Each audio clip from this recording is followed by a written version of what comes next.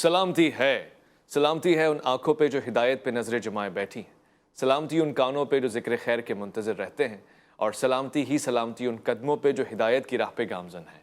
السلام علیکم ورحمۃ اللہ وبرکاتہ۔ تمام تعریفیں خدائے بزرگ و برتر کے لیے جو وحدہ لا شریک ہے، نہ کوئی ثانی ہے نہ کوئی ہمسر ہے۔ درود لا محدود محبوب رب الودود، راحت العاشقین مراد المشتاقین حضرت محمد مصطفیٰ، آپ کی آل پاک، آپ کے جانثار انصار اور اصحاب پر۔ عزیزان آپ دیکھ رہے ہیں الف لام میم، میں آپ کا میزبان محمد اویس ربانی تہہ دل سے آپ کو کہتا ہوں خوش آمدید۔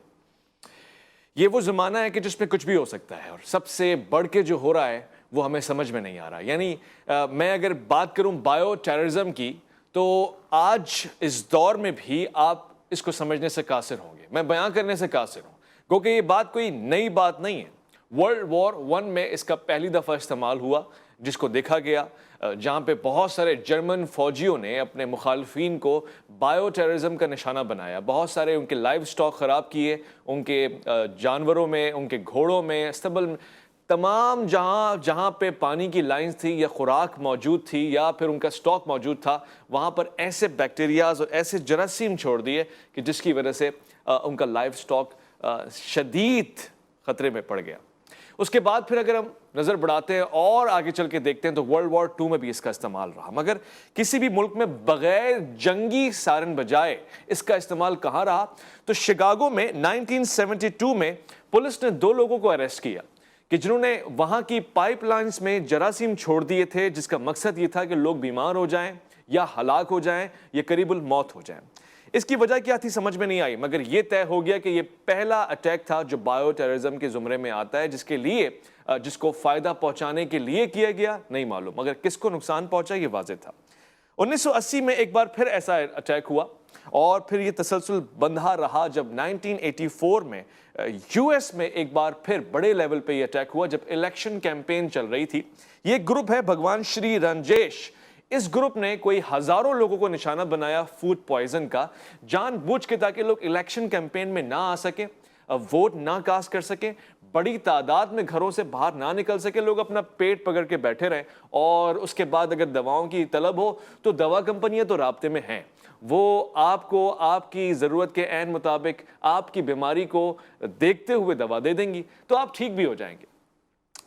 یہ جو حالیہ کووڈ وائرس ہے، بہت سے لوگوں کا کہنا یہ بھی ہے کہ یہ بھی بایو ٹیررزم کا ہی ایک ایسا پھیلایا ہوا ہتھیار ہے کہ جس کو آج پھیلانے والا بھی نہیں روک پا رہا، یا پھر اس نے روک لیا تھا، بنانے سے پہلے دوا بنا لی تھی، اور پھر اس نے اپنی دوا اپنی ویکسینیشن کی مشہوری کے لیے کام کیا۔ خواتین و حضرات، پچھلے 2 دن سے ٹویٹر کے اوپر ٹرینڈ چلتا رہا کہ یہ بایو ٹیررزم کرنے والے کون لوگ ہیں۔ وہ جو دنیا بھر میں جاتے ہیں اور پولیو کے خاتمے کے لیے متحرک نظر آتے ہیں، وہی دوائیں بناتے ہیں اور پھر وہی چاہتے ہیں کہ اس طرح کی بیماریاں پھیلے بھی۔ یہ بھی کہا گیا کہ وہ جو مائکروسافٹ کے ماسٹر ہیں، یعنی بل گیٹس، جنہوں نے بڑا کام کیا ہے، لوگوں کی امداد کی ہے، انہوں نے بہت پہلے بتایا تھا کہ کووڈ نامی ایک بلا آنے والی ہے، اور اس کے ساتھ 2019 میں لوگوں نے دیکھا کہ وہ آ رہی تھی، اور اب کچھ عرصے پہلے انہوں نے بتایا کہ منکی پاکس آئے تو اس کے لیے ویکسینیشن ہونی چاہیے، منکی پاکس سے بچنے کا علاج ہونا چاہیے، اس کے لیے دوا بننی چاہیے۔ اور ان دنوں میں جب میں آپ سے مخاطب ہوں تو منکی پاکس آ چکا ہے۔ یورپ میں WHO نے خطرے کی ایک گھنٹی بجا دی ہے، ایمرجنسی الرٹ دے دیا ہے۔ امریکہ میں بہت سارے لوگ ہیں جو اس کا شکار ہو چکے ہیں۔ اب سوال یہ ہے کہ لوگ اعتراض کرنے والے کہہ رہے ہیں کہ یہ چند ہی لوگ ہیں، یہ لابی ہے جو پہلے مرض پھیلاتی ہے، بناتی ہے، لوگوں کو مریض کرتی ہے، اور اس کے بعد اپنی دوائیں چلاتی ہے۔ آیا یہ درست ہے یا پھر ایک گمان ہے؟ مبینہ طور سے یہ ساری باتیں میں نے جو آپ سے ڈسکس کی ہیں، یہ سب خبروں سے ملی ہیں، مگر پاکستان اس کا نشانہ کیوں بن سکتا ہے؟ کیونکہ اس طرح کے ممالک جو سٹرگل کر رہے ہوتے ہیں، ڈیولپنگ ہوتے ہیں، ان پہ تجربات کیے جاتے ہیں۔ اور اگر میں یہ بات کہوں کہ الیکشنز بھی پاکستان میں اگر مان لیا جائے قریب ہیں، تو کیا ایسی کوئی چال چلی جا سکتی ہے؟ کیونکہ ویسے ہی ہمارے سابق وزیر اعظم نے کہا کہ بیرونی سازش اور مداخلت کا نشانہ تو پاکستان رہتا ہے۔ آج اس پہ بات کرنے کے لیے ہمارے ساتھ جو شخصیات تشریف فرمائے وہ بہت ہی خاص ہیں، بہت گہرا مطالعہ رکھتے ہیں دنیا، اقوام عالم کے اوپر، ان تمام چیزوں کے اوپر جس کا ذکر میں نے آپ سے کیا، اسلام اور پھر معاشرہ اور پھر معیشت، یہ سب چیزیں آپ کی آنکھوں کے سامنے سے گزرتی ہیں۔ ڈاکٹر محسن نقوی، السلام علیکم ورحمۃ اللہ، کیسے مزاج ہیں؟ میں آپ کو خوش آمدید کہتا ہوں اور ساتھ ہی میرے ساتھ تشریف فرمائیں بہت ہی پیارے، اور آج اس گفتگو میں مزید پیارے پن کا اضافہ کریں گے. آپ کا بھی ایک گہرا مطالعہ ہے، اور پھر جب میں میڈیکل کے طبقے سے بات کر رہا ہوں، اس شعبے سے متعلق بات کر رہا ہوں، تو مجھے یقین ہے کہ آپ میری بڑی اس پہ معاونت کریں گے. ڈاکٹر حسن عوض صاحب، السلام علیکم ورحمۃ اللہ. کیسے مزاج؟ الحمدللہ. ڈاکٹر محسن نقوی صاحب، یہ جو مقدمہ میں نے آپ کے سامنے رکھا، مبینہ طور سے یہ الزامات ہی کہہ لیجئے، بائیو ٹیررزم جیسی کوئی چیز کیا اس سے پہلے ایگزسٹ کرتی ہے؟ کیا آج بھی ایگزسٹ کرتی ہے؟ کیا آگے مستقبل میں اس کے خطرات لاحق ہوں گے؟ بسم اللہ الرحمن الرحیم. دیکھیں، سب سے پہلے تو بات یہ ہے کہ اگر ہم اس قسم کے انڈیمکس کو اور پینڈیمکس کو یہ کہیں کہ یہ ہیومن مائنڈ کا کریشن ہے اور اس طرح سے انسانوں نے اس کو کیا، تو یہ ایک حد تک ٹھیک ہو سکتا ہے اس دور میں. لیکن یہ کہ اگر ہم بنی اسرائیل کی تاریخ کا مطالعہ کرتے ہیں، جن قرآن مجید میں بھی ذکر ہے کہ 9 قسم کی بلائیں جو تھیں، امراض جو تھے وہ ان میں آئے تھے. تو اس میں طاعون بھی تھا، اور اس میں لیپروسس بھی تھی، اور بھی دوسری چیزیں تھیں تھا. تو اس وقت اس کو لیا گیا کہ وہ اللہ تبارک و تعالیٰ کا عذاب ہے. صحیح ہے. ٹھیک ہے. نبی پاک صلی اللہ علیہ وآلہ وسلم اور خلفائے راشدین کے دور میں اگر لیں تو وہ طاعون کی بیماری جو تھی وہ پھیلی مختلف علاقوں میں. صحیح. اچھا، یہاں یہ بات ذہن میں رکھنا ضروری ہے ناظرین کے لیے کہ جب ہم قدیم کتابوں میں یہ الفاظ پڑھتے ہیں، سرطان کا لفظ پڑھتے ہیں اور کوئی اس قسم کی تو اس سے ایگزیکٹلی وہ مراد نہیں ہوتا جو آج اس کی میننگز سائنس نے ڈٹرمن کیے ہیں، یا اس کی اور موڈیلٹیز ہیں جو آج سائنس نے وہ کی. جیسے ہم پرانی طب کی کتابوں میں دیکھتے ہیں تو جو ناسور ہے اس کو بھی سرطان کہہ دیا گیا ہے. اور اس قسم کی چیزیں، لیپروسی کو جس طرح سے ٹریٹ کیا جاتا تھا کہ اس کو ہاتھ نہیں لگا سکتے تھے، اس کو دور رکھتے تھے، بلکہ معاشرے سے باہر کاٹ دیتے تھے. بعد میں سائنس نے بتایا کہ بھئی اس قسم کی چیز نہیں ہے اور اس کا علاج بھی ممکن ہے. بائبل میں یہ جملہ آتا ہے کہ لیپروسی جو تھی، جس کو لیپر انہوں نے کہا، وہ اس کے اوپر، دیواروں کے اوپر اور ابواب کے اوپر، اور یعنی دروازوں کے اوپر اور ہر جگہ وہ موجود تھی. اچھا. تو اب لیپروسی کو اگر اس طرح سے لیا جائے تو لیپروسی اس طرح سے دیواروں کے اوپر اور اس کے اوپر یوں نہیں ہوا کرتی. ٹھیک ہے نا. اور اگر مطلب یہ کہ اس سے کانٹیکٹ سے لگ بھی سکتی ہے تو وہ اتنی وہ ویزیبل نہیں ہوتی کہ لوگ کہیں کہ بھئی یہاں لیپر لگا ہوا ہے تو یہاں ہم کانٹیکٹ میں نہ آئیں. تو یہ ہر دور کے لحاظ سے اس کی اپنی ایک گویا کہ ڈیفینیشن ہوتی ہے، ایکسپلینیشن ہوتی ہے، وہ چلتی ہے. اچھا، اب آ جائیں بعد میں. تو اب ہم یہ دیکھتے ہیں کہ یہ جو ہماری 20ویں اور 21ویں صدی ہے، جیسے آپ نے ورلڈ وار 1 کے حوالے سے بات کی اور اس میں جرمنز نے یہ سب سے پہلے انیشیٹو لیا جو نون تاریخ ہے اس کے لحاظ سے. تو اس میں یہ بات ہے کہ ہم یہ دیکھتے ہیں کہ وار ٹیررزم میں ایک بائیو ٹیررزم کی قسم ہونا وہ اور چیز ہے، اور کمرشل ٹیررزم میں بائیو ٹیررزم آنا یہ ایک بالکل دوسری چیز ہے، کمرشل بینیفٹس کے لیے. جو آج سے 50 سال 70 سال پہلے کی ہسٹری ہے ورلڈ وار 1 2 وغیرہ کی، اس میں اگر دیکھیں تو وہ کمرشل بنیاد پہ نہیں ہے. وہ بنیادی طور کے اوپر یہی ہے کہ وار ٹیررزم کی ایک شکل ہے کہ دشمن کے گھوڑے جو ہیں ان کو ناکارہ کر دیا جائے، ان کے جو فائٹرز ہیں ان کو ناکارہ کر دیا جائے. جب یہ چیز امریکہ میں آتی ہے جس کو آپ نے کوٹ کیا، تو جب ان کو پکڑنے لگے دونوں افراد کو جنہوں نے پانی میں اس کو شامل کر دیا تھا، تو اس میں سے ایک تو کیوبا بھاگ گیا تھا اور پھر وہاں جا کے اس نے ساری مینوفیکچرنگ کچھ اور بھی کی. دوسرا جو تھا وہ امریکہ دوبارہ آیا اور اس کو پھر وہاں اریسٹ وغیرہ کیا گیا. تو یہ اس قسم کے جو ایکسپیریمنٹس ہیں، یہ وہ چیزیں یہ کمرشل اس میں آ گئیں. اچھا. اب کمرشل اس میں تو ہم یہ دیکھتے ہیں کہ مثلا ڈاکٹر صاحب بیٹھے ہوئے ہیں، یہ ان کا روزانہ کا واسطہ ہے ان چیزوں سے. ایک ہی دوا 4 6 8 10 مختلف کمپنیز مختلف ناموں سے کیوں بنا رہی ہیں؟ جی. اس لیے کہ ہمیں پتہ نہیں ہے کہ پیراسٹامول اور پیناڈول ایک ہی چیز ہے. हैं, इनके पास गया तो कोई पेशेंट, तो इन्होंने ईमानदारी से पैरासीटामोल लिख दी। दूसरे के पास गया तो उसने नाम के वेरिएंट के साथ वही दवा लिख दी, और उनके प्राइसेस में भी बड़ा फ़र्क है। एक ये कह दिया जाता है कि ये जनाब बाहर की है, ये बाहर की है पैरासीटामोल, वो आपसे चौगनी कीमत ले लेते हैं, हालांकि है तो वो भी पैरासीटामोल ही है। मैं पूछ लेता हूँ डॉक्टर साहब, ऐसा है यानी एक तरह से कमर्शियल टेररिज्म ही कहूँगा इसको मैं, बायो टेररिज्म के साथ साथ बहुत सी दवा की कंपनियां जानबूझ के ऐसा करती होती हैं? Sir thank you so much for honouring मी कि आपने मुझे इनवाइट किया और सर के साथ इनवाइट किया। सर ने जो बात की कि जो बायो टेररिज्म को दो तरीके से इन्होंने इसको डिकोड कर दिया है, वो बिल्कुल ठीक है। एक वॉर में यूज़ होता रहा है, यूज़ हो सकता है। दूसरा टेररिज्म जो कि आई थिंक रोज़ाना की रोज़ की रोज़मर्रा की ज़िंदगी में हम देख रहे होते हैं। तो जैसे सर ने कहा कि मैं मेडिसिन वाली बात पे जवाब दे दूं कि यकीनन ये होता है कि जेनरिक दवाई का एक ही होता है और मार्केट में वो कई नामों से मिल रही होती है। एक ही antibiotic azithromycin for example generic, वो कई नामों से मिलती है। वो आपको 250 रुपये की 5 टैबलेट्स भी मिल जाएंगी 500 mg की, और 950 के भी 5 टैबलेट्स मिलेंगी।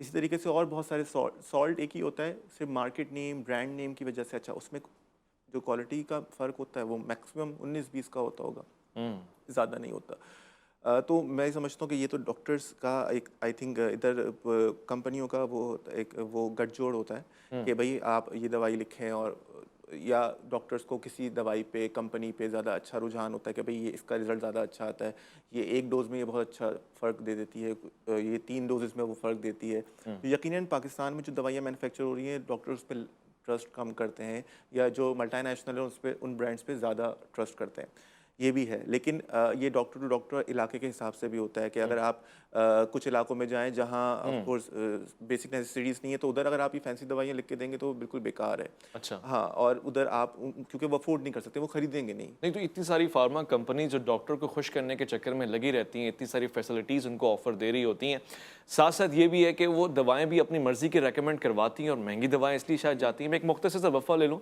जब मैं लौट कर आऊँगा तो मैं इसके दोनों जाविये पे गुफ्तगू करना चाहूँगा। एक, क्या ये भी मुमकिन है कि दवाएं बनाई जाती हैं बाद में और पहले मर्ज़ फैलाया जाता है और उसके बाद फिर ज़ाहिर है आपको क्योर हासिल करने के लिए उस दवा की तलाश करनी पड़ेगी, ये भी मुमकिन है? और दूसरा, ये जो डॉक्टर करते हैं, क्या ये बददयानती है? दवा की कंपनियां चाहती हैं कि हमारा टैग, हमारा सोल और हमारी चीज़ें आगे जाएं, उसके लिए आपको महंगी महंगी अच्छी अच्छी ऑफर्स मिलती हैं, क्या ये अपने पेशे से बददयानती है? लौट कर आइएगा अलिफ लाम मीम में, आपका इंतज़ार है।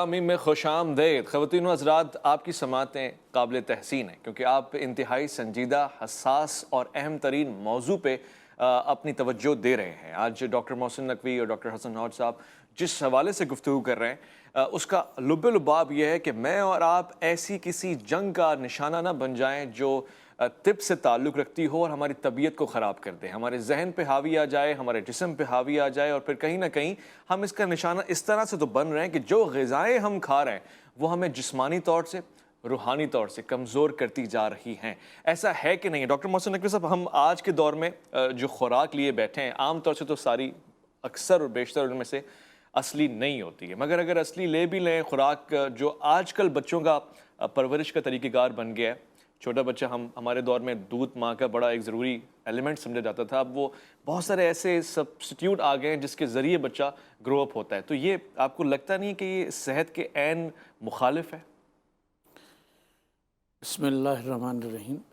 बुनियादी तौर के ऊपर ज़हनी इंसानी जो तरक्की कर रहा है और इस किस्म की चीज़ें बन रही हैं, वो बुनियादी तौर के ऊपर ओरिजिनल चीज़ों के बजाय अल्टरनेटिव्स, क्योंकि ह्यूमन लाइफ के को महफूज रखना, प्रिजर्व करना, ये इंतहाई ज़रूरी है।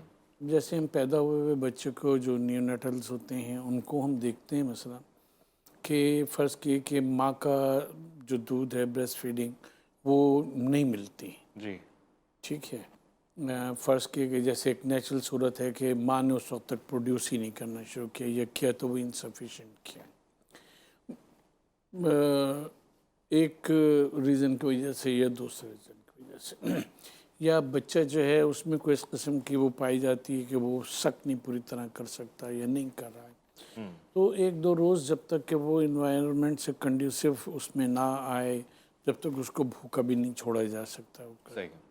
تو پریفریبل تو یہی ہوتا ہے کہ اس کو 2 سال تک دودھ پلائے، ماں بریسٹ فیڈنگ ہو اس کی. صحیح. لیکن اس کی لائف کی سسٹینیبلٹی کے لیے کچھ اس قسم کی چیزیں جو ہیں وہ پھر پروڈیوس کی جاتی ہیں، لیکن کوئی ڈاکٹر یہ نہیں کہتا کہ اسے 2 سال تک اسی پہ ڈپینڈنٹ رکھنا ہے، ساتھ ساتھ آپ کوشش کرتے رہیں.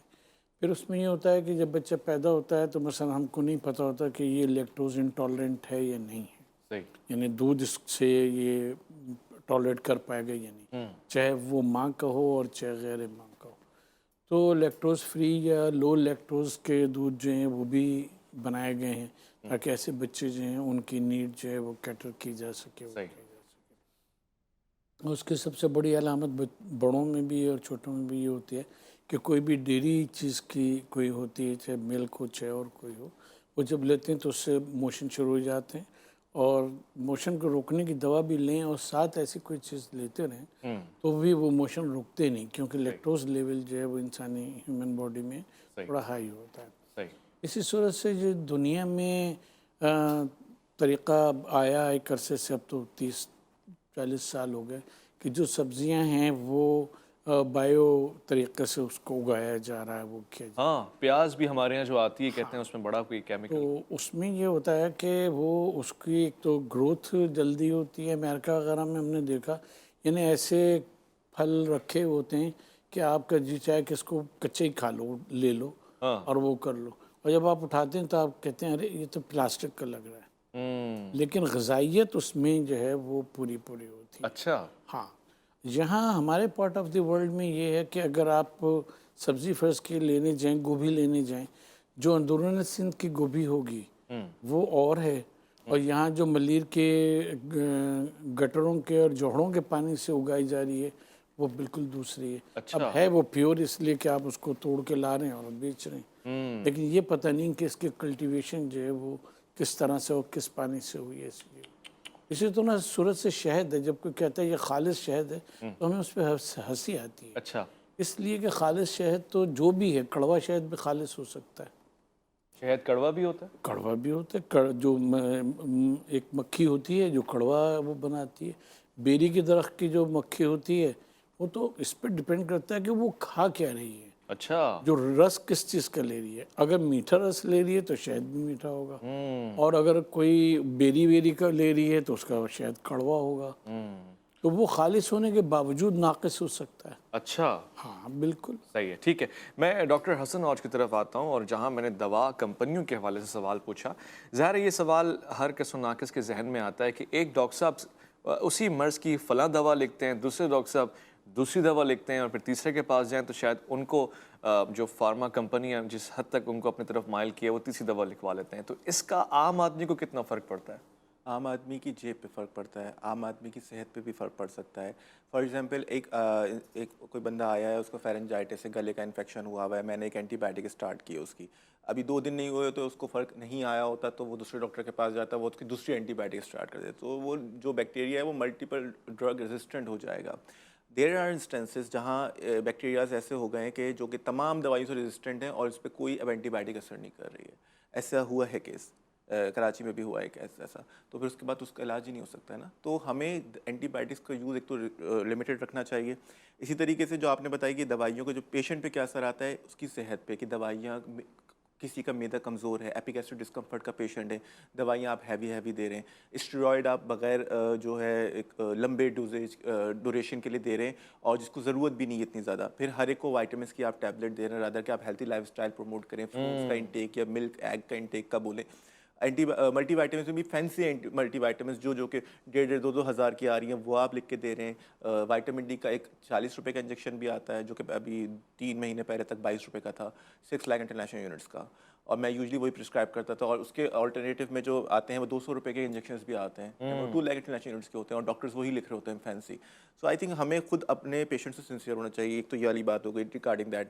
جو آپ کا ٹاپک تھا میں اس پہ ایک جملہ کمنٹ کرنا چاہوں گا کہ یہاں پر بیماریاں پہلے بھیجی جائیں بعد میں دوا بھیجی جائے. یہ جو یہ اتنا بڑا ایک وہ ہے سنگین چیز ہے کہ اس پہ ہم کمنٹ کریں اگر تو وہ کیونکہ it's not as proven as yet.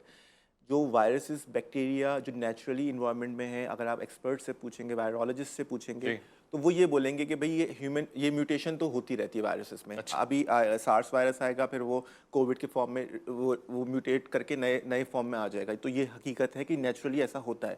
لیکن لیبارٹری بیسڈ وائرسز بھی ہو سکتے ہیں, بیکٹیریاز بھی ہو سکتے ہیں. جی بالکل ہو سکتے ہیں, بنائے جا سکتے ہیں, یہ ایکسپرٹس بھی جانتے ہیں.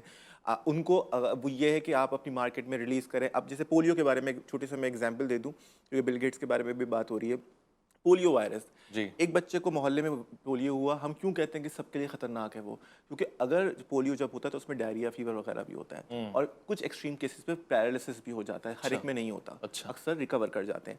اب وہ بچہ جب واش روم جائے گا اور ڈائریا اس کو ہو رہا ہے, اگر سینیٹیشن کی لائن جو ہے واٹر سیوریج دونوں مکس ہو جاتے ہیں تو وہ پورے علاقے کے بچوں کو پولیو وائرس سے انفیکٹ کر دے گا اور اس میں پھر وہ کیسز آ جائیں گے. وہ اتنا ہائیلی کنٹیجیس ہے, اس لیے اس کے لیے خاص مہم چلائی گئی کہ دنیا بھر کے تمام ممالک میں آلموسٹ وہ ختم ہو چکا ہے. تو یہ ایک وائرس کیونکہ وہ ویسٹ مٹیریل اور وہ سب مل گیا پانی کے ساتھ تو اس لیے سب کو انفیکٹ کر دیا. ٹائیفائڈ اور ہیپیٹائٹس اے بھی اسی طرح پھیلتا ہے, لیکن وہ کیونکہ پیرالسس تک نہیں لے جاتے, یہ پیرالسس تک لے جاتا ہے, اس لیے اس کے لیے خاص کیا گیا. لیکن یہی ہے کہ فار ایگزامپل اف آئی نو کہ یہ پولیو وائرس ہے یا پولیو پیشنٹ ہے اور وہ جو ہے ادھر علاقے کے لوگ جو ہیں ہمیں پتہ ہے اس بچے کو, تو ہم اس کو آئسولیٹ کریں, اس کے لیے اس طرح کے انتظامات کریں کہ بھائی جو ہے یہ باقی بچوں سے انٹریکشن نہ ہو پائے, جو پانی کا ہے وہ سب ٹھیک ہے. مگر ڈاکٹر صاحب سوال یہی ہے, اور جو آپ نے بات کی وہ بہت ہی ریلیونٹ اور امپورٹنٹ بات ہے کہ بہت سے لوگوں کو کیسے پہلے پتہ لگ جاتا ہے کہ یہ بیماری آنے والی ہے, اور پھر بہت ساری ویکسینیشن تو پہلے سے تیار بھی ہوتی ہیں, بہت سی بہت جلد ہو بھی جاتی. میں خاص طور سے بات یہ کر رہا ہوں کہ ٹویٹر ٹرینڈ کے اوپر بل گیٹس صاحب چھائے رہے اور بہت سارے ممالک نے ان کی دواؤں پہ پابندی بھی لگا دی, یہ سوچ کے کہ یہ کیسے پتہ ہوتا ہے. میں ابھی سمسم کارٹون کی بات نہیں کر رہا, میں پروٹیکشن کی بات نہیں کر رہا, یہ تو ایک لابی ہے جو کام کر رہی ہے, مگر میں دوا اور پھر وہ امراض جو جنگی صورتحال کو پیدا کرنے کے لیے, جنگ سے پہلے ہی جنگ کو جیتنے کے لیے پھیلائے جاتے ہیں, میں اس پہ بات کر رہا ہوں. اور یہ ایک حقیقت تو ہے, مگر کیا یہ حقیقت ہم پر حاوی آئی ہے؟ اس پہ بات چل رہی ہے, کیونکہ یہ بڑا آسان طریقہ ہے. میں بھی اگر قدرت رکھتا ہوں گا تو میں چاہوں گا کہ میرا دشمن مجھ سے مقابلہ کر کے مرے اور میں اس سے مقابلہ کروں اور ہار اور جیت کا فیصلہ ہو سکتا ہے کہ وہ گھر رہے اور میدان میں آئی نہ. اس سے اچھا مجھے کیا سلوشن مل سکتا ہے؟ لوٹ کر آئیں گے الف لام میم میں, ایک چھوٹا سا وقفہ ہے, بڑی بات ہونے والی ہے, لوٹ کر آئے گا, آپ کا انتظار ہے.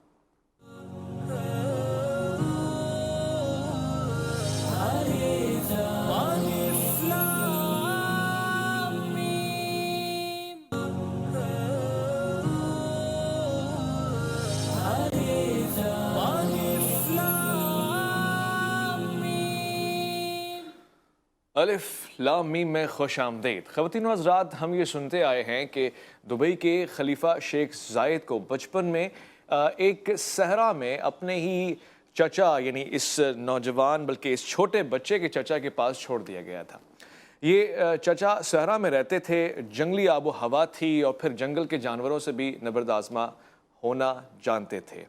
ہوا یہ کہ جب شیخ زاید کو چھوڑا گیا تو بچپن میں رات سوتے ہوئے ان کی چارپائی کے اوپر انہی کے چچا نے جان بوجھ کے ایک بچھو چھوڑ دیا, اور اس بچھو نے زہر ڈنگ مارا, ڈسا, زہر پھیلا, پورا دن بخار میں رہے, 2 دن تک بخار رہا اور اس کے بعد پھر بخار زائل ہو گیا. یہ ان کا امیونٹی سسٹم تھا جو ڈیولپ ہو رہا تھا. اور پھر آہستہ آہستہ چچا اپنے ساتھ ان کو شکار پہ لے کے جانے لگے. جنگل میں گئے, کئی سال بعد ایک مرتبہ جنگل میں پھر سے بچھو کا آمنا سامنا ہوا. اب کی مرتبہ جب بچھو نے ڈنگ مارا تو چند گھنٹوں میں اس کا اثر زائل ہو گیا, اور سننے میں یہ آیا کہ یہ بچھو زیادہ خطرناک تھا. مگر فیصلہ یہ ہوا کہ کیونکہ ان کا امیونٹی سسٹم بچپن میں چچا نے جان بوجھ کے ڈیولپ کر دیا تھا, لہٰذا زہریلا اور خطرناک بچھو بھی اپنا اثر نہیں دکھا سکا, کیونکہ اس بچے کو اب ذہنی اور جسمانی طور سے آمادگی حاصل تھی, وہ تیار تھا اس سے نبرد آزما ہونے کے لیے. یہی وجہ تھی کہ جب وہ مختلف شعبوں میں گیا اور زندگی میں بڑا ہوا تو پھر اس نے اپنے امیونٹی سسٹم یا اپنے انر سول کو طاقتور بنانے کی کوشش کی. مگر ہمارے یہاں دواؤں کے زیادہ استعمال کی وجہ سے ہمارا امیونٹی سسٹم کمزور ہوتا ہے, طاقتور ہوتا ہے, ہم سیلف ڈیفenس کے لیے فرنٹ پہ آتے ہیں یا بیک پہ چلے جاتے ہیں. زیادہ تر یہ دیکھنے کو آتا ہے, اور ڈاکٹر محسن نقوی صاحب اس کا جواب دیں گے, کہ اب دواؤں کا استعمال اتنا بڑھ گیا کہ رات کو نیند نہیں آتی تو 2 گولیاں, ڈپریشن ہے تو گولیاں, سر میں درد ہے تو گولیاں, اور یہاں تک کہ اگر بچے کو بھوک نہیں لگ رہی تو اس کی بھوک کو بڑھانے کے لیے گولیاں. اتنی گولیاں کھا کے معاشرہ سلامت رہے گا, دواؤں کا عادی نہیں بن جائے گا؟ मेडिकल साइंस की क्लाशनकोफ हो गई कि इतनी गोलियां मार दीजिए उसको। देखिए बुनियादी तौर के ऊपर ये है कि अल्लाह ताला ने जो वाकई अपने वहाँ अपने इंसान में जो इम्यूनिटी सिस्टम रखा है, क़ुव्वत मुदाफ़अत, वो बहुत बहुत बड़ी नेमत है। और हमने देखा है कि अगर आप अंदरून बलूचिस्तान के और अंदरून सिंध के कुछ लोग आपको मिलेंगे, हमने ऐसे भी देखे जिनको सांप ने कई दफ़े डसा है जी, बिच्छू ने कई दफ़े वो किया है, लेकिन ये कि वो उससे इम्यून रहते हैं, वो रहते हैं, क्योंकि जो सेल्फ़ डिफेंस अल्लाह तबारक ताला ने रखा है, बग़ैर दवाएं खाए भी इंसान जो है, इंसान का वो सिस्टम उसको कर देता है। वायरसेस के बारे में ख़ास तौर पे ये है कि ये एक लफ्ज़ इस्तेमाल किया जाता था, एक इस्तिलाह मियादी बुखार, कि टाइम से आता है टाइम से जाता है। तो वायरसेस में ऐसा होता है कि 7 दिन रहा, 3 दिन रहा, 14 दिन, 21 दिन, और वो ख़ुद ब खुद जो है वो बग़ैर हल्की फुल्की मेडिसिन के साथ वो चला जाता है।